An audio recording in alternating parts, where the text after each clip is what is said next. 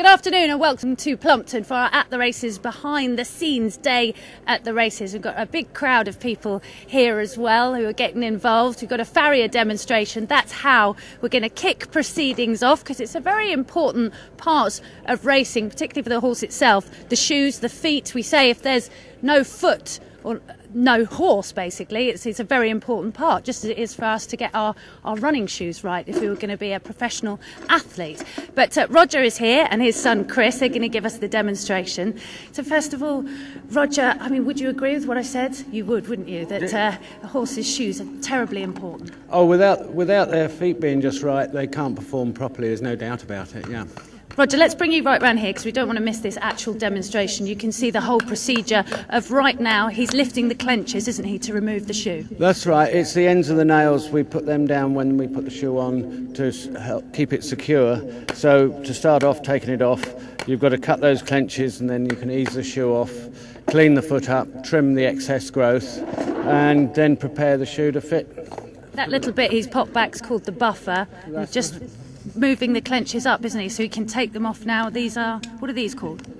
That's a training shoe that's coming off. Oh, the tool he's taking it off with, they're called pullers actually.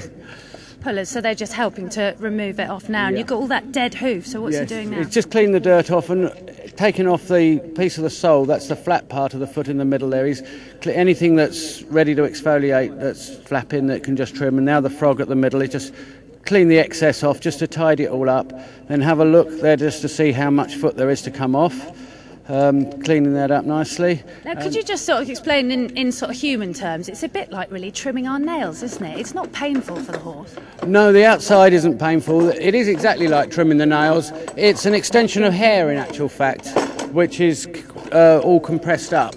The inside of the hoof is all alive, there's bones and blood vessels, nerves, but they've got an outer case, protective casing, which is what they walk on, which keeps them comfortable, yeah. Because I've heard of there is a sort of special sensitive part called a white line, and if you farriers don't do your job right and cross it, it can sort of hurt the horse, and then we come and say, oh gosh, got to do it again. Yeah, the white line is a little area, you just there, and we've got a piece on a thoroughbred foot, probably usually 1/8 of an inch to keep outside it. But you want to get with the nails fairly close to the white line, because if you're on the very outside of the wall, you break the wall up, and then you've got no foot. Has this horse got a good hoof, if you like, good, nice healthy hoof? He's got a very good foot for a thoroughbred, yeah.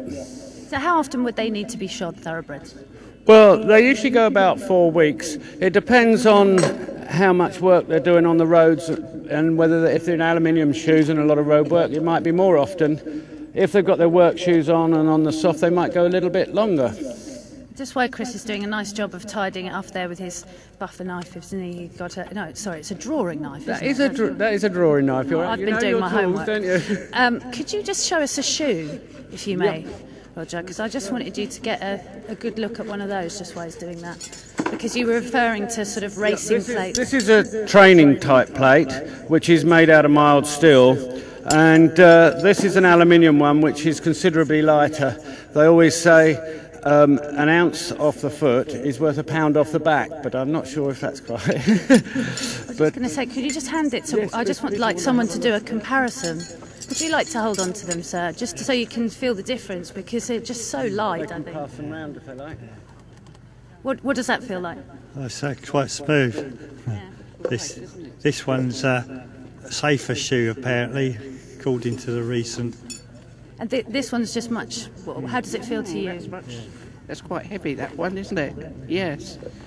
So they can really feel the difference. Just very, very light, the aluminium ones. You can pass them around and have a good look. So what's he doing now? Let's go back to Chris. He's bringing the front of the wall back, because as it grows down, it also grows forward, and you've got to keep the foot balanced. The hoof has got to be balanced centrally over the bones, so you take that excess off the front to return it to its normal size.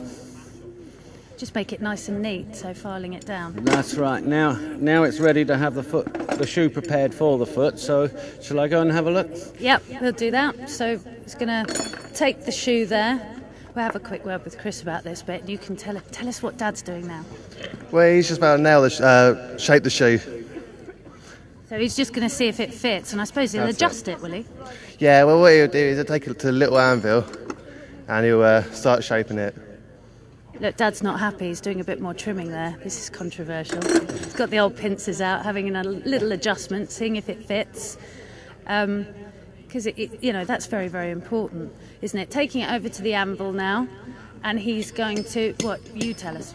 Well, what he's done is cut the clip hole in, and now to see where it fits.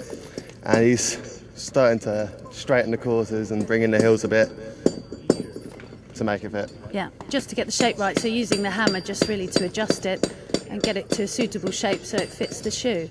Because you really need the shoe to fit the horse, not the other way around. That's it. It's got to be perfect.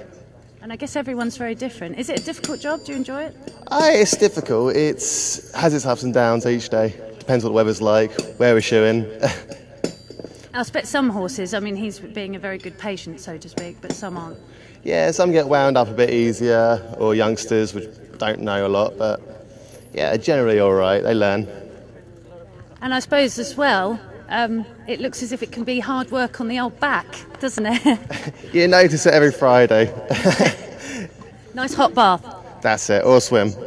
And what about what you're wearing as well? Because it's protective clothing, they look like chaps. Or... That's it, yeah, we've got leather chaps, steel toe cap boots, and yeah.